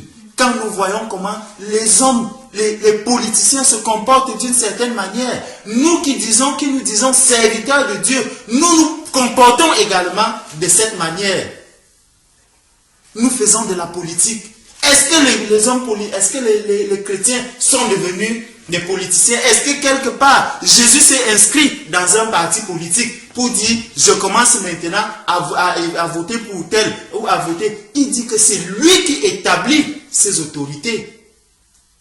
Nous devons servir le Seigneur dans la droiture, sans parti pris. Veillez à ce que l'évangile, le vrai évangile du Seigneur soit annoncé dans le monde. Que nous ne vivons pas comme des hommes politiques en regardant, bon, qu'est-ce qu'ils sont maintenant en train de faire à gauche, à droite? Oui, voilà, je prête l'oreille à gauche, je prête l'oreille à droite, je fais ceci, je suis de ceci, je suis de cela. Non, ça, ce n'est pas le service du Seigneur. En aucun moment, Jésus-Christ ne s'est mélangé. Il a dit, lorsqu'on lui avait apporté la pièce, il avait regardé qui est sur cette pièce. Il a dit César, il a dit donnez à César ce qui est à César et à Dieu ce qui est à Dieu. Comment aujourd'hui, nous qui nous disons connaisseurs du Fils de Dieu, nous voulons mélanger à la fois César et Dieu? Ça n'a plus de sens. Ça veut dire que nous ne connaissons plus Christ, nous ne connaissons plus qui est le Fils de Dieu. Mais nous nous plaçons devant la troupe, devant la foule, pour leur annoncer un message. Quel message allons-nous annoncer à cette foule? Le message de César, le message de Dieu ou le mélange? Si tu peux annoncer le message de Dieu, abandonne César. Retourne le dos à César. Donne à César ce qui est à César. Et à Dieu ce qui est à Dieu. Dieu dit, je suis l'amour, je suis le chemin, je suis la vérité, je suis la vie. C'est la vie que le Seigneur vient donner aujourd'hui. Le Seigneur n'est pas venu pour donner les choses, pour donner le bien de ce monde. Ce n'est pas pour ça, c'est pour donner la vie. Mais si nous-mêmes, nous ne connaissons pas déjà le chemin qui vient vers le Seigneur, et nous voulons traîner encore la foule, où allons-nous amener? C'est dans la perdition. Voilà pourquoi beaucoup vont se croire être sauvés. Mais le jour du jugement, on leur dira que je ne vous ai jamais connu. Et ils seront étonnés. Ils diront, mais Seigneur, chaque jour j'allais au culte le dimanche. Le Seigneur dit, quel culte? Tu étais là-bas pour servir qui? Lorsque vous avez regardé à l'effigie, est-ce que vous avez vu mon nom? Non, on a vu Florence, église Florence. Le Seigneur dit, est-ce que je m'appelle Florence? Je ne t'ai jamais demandé d'aller dans l'église Florence. Je t'ai demandé de t'attacher à ma parole, de pratiquer ma parole. Je ne t'ai pas demandé d'aller t'attacher à l'église Florence. Voilà pourquoi beaucoup seront perdus. Voilà pourquoi beaucoup sont même déjà perdus. Et lorsqu'on se retrouve dans ce chemin de la perdition, le chemin du retour est très difficile. Le voile se retrouve fait devant nos yeux et nous n'arrivons plus à ouvrir les yeux pour voir la vérité. Le Seigneur nous dit qu'il veut, son souhait, c'est que nous parvenions à la connaissance parfaite du Fils de Dieu, afin que nous soyons des hommes parfaits, que nous ne soyons plus des enfants. Un enfant à qui tu vas dire, va à gauche, il va à droite, il va à X, il va à Y, il va. Non, un serviteur de Dieu s'attache à la parole de Dieu et il subit toutes les épreuves, parce que celui qui connaît Christ, c'est que Christ a souffert. Et si tu es un serviteur de Dieu et que tu ne souffres pas, ou que tu fuis la souffrance, tu ne connais pas encore Dieu. Tu dois encore faire le chemin retour. Tu dois encore t'arrêter un instant pour te poser la question, Seigneur, où est-ce que tu te trouves? Parce que celui-là n'a pas encore trouvé le vrai Christ. Il ne connaît pas encore le Christ que la parole de Dieu nous présente. Et il nous dit, je vais déjà finir.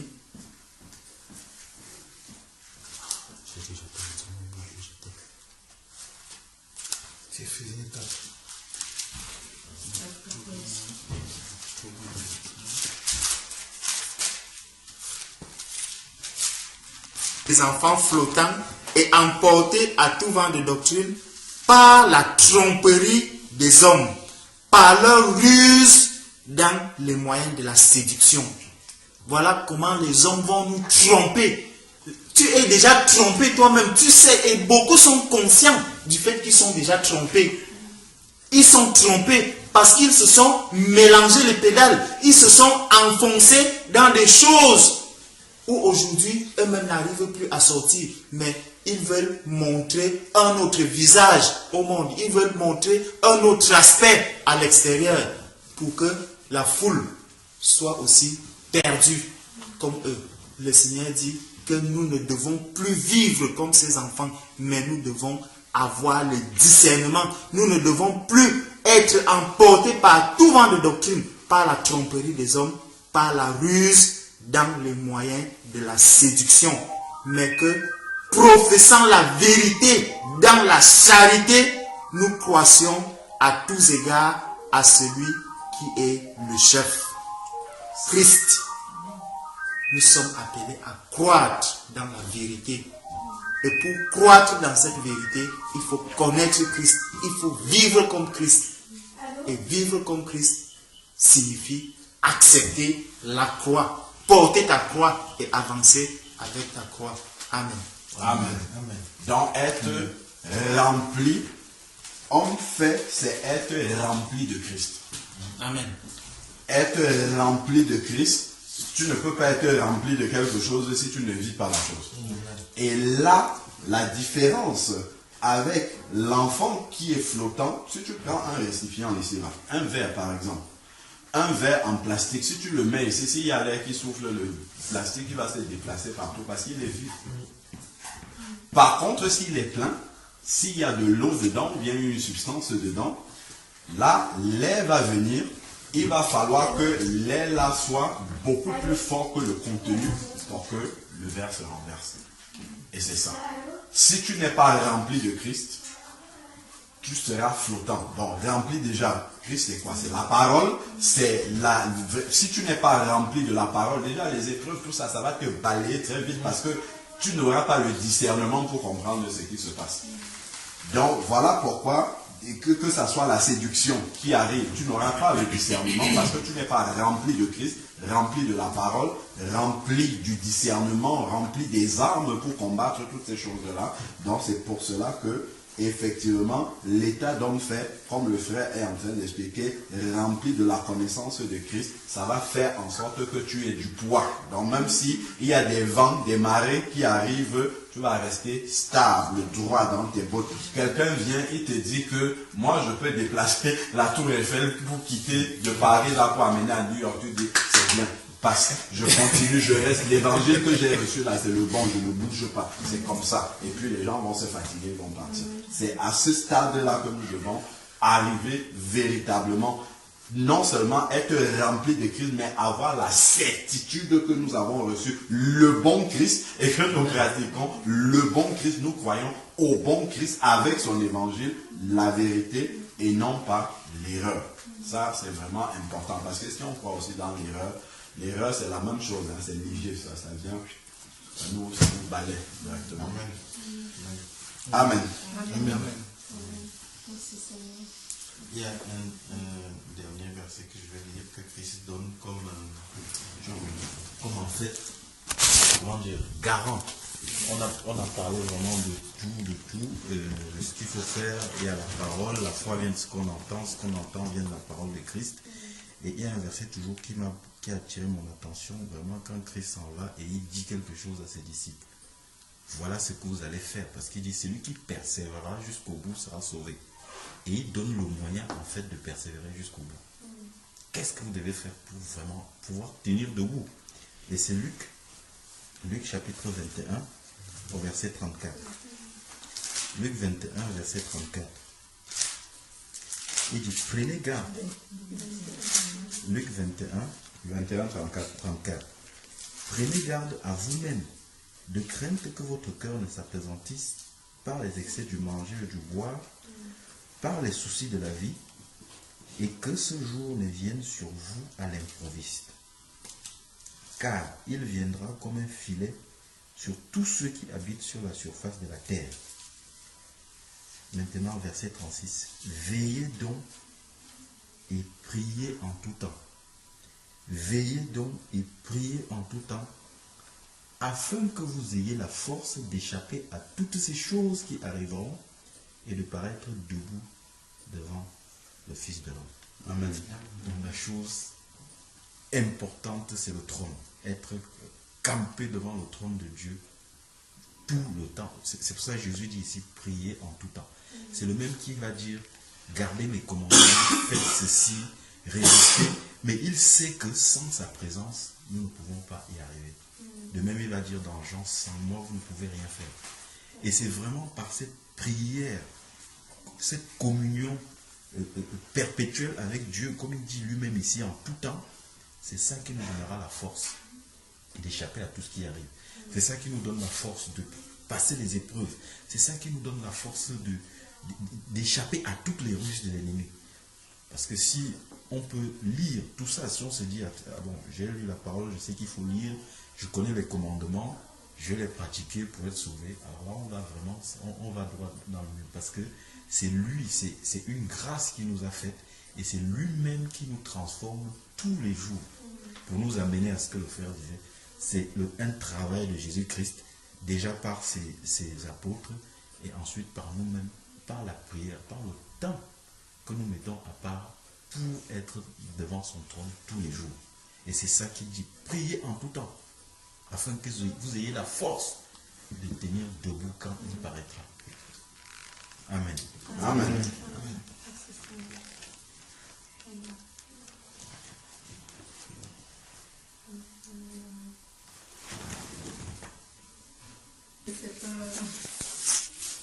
C'est pas moi qui vous reçois, c'est vous qui me recevez. C'est vous qui êtes venu vers moi et c'est vous qui m'avez encore reçu. Et comme le frère Alain Patrick disait, le Seigneur fait toutes choses belles en son temps. Il nous connaît, il y a des choses en nous, parce qu'il nous aime beaucoup. Il veut que nous traversions une situation pour qu'il nous parfait davantage. Seulement, il faut que nous prenions conscience que nous avons mal géré les situations. Et quand nous prenons conscience, il nous fait voir le négatif qui est encore en nous. Et c'est vrai que il s'est passé une situation ces derniers temps. Je suis passée par des moments d'incompréhension. Je ne pouvais plus manger, je ne pouvais plus boire, pas parce que je jeûnais, mais parce que j'étais vraiment dans un moment de doute, d'incompréhension totale et parfaite. J'ai même pensé retourner à l'église bâtiment, parce que je me suis dit, j'avais jamais vu ça là-bas. Et j'en ai fait part à Alain Patrick, qui m'a exhorté. J'ai reçu, mon esprit a reçu, mais ma chair était tellement faible que j'étais déstabilisée et perdue. Et quand j'ai donc pensé retourner, parce que même les filles, j'essaie aussi de les emmener dans la marche. Donc Emmanuel la grande, c'est un peu l'âge délicat. Et j'ai dit, Seigneur, comment je vais rester coupée? C'est toi qui m'as fait sortir de ces assemblées. Je n'avais aucun problème là-bas. Tout se passait plutôt bien. Les enfants avaient bâti autour d'eux, le cercle d'amis. Et tu me dis de sortir avec elles, qu'est-ce que je vais leur dire? Moi, j'avais rien à dire aux enfants, mais le Seigneur lui-même leur a parlé.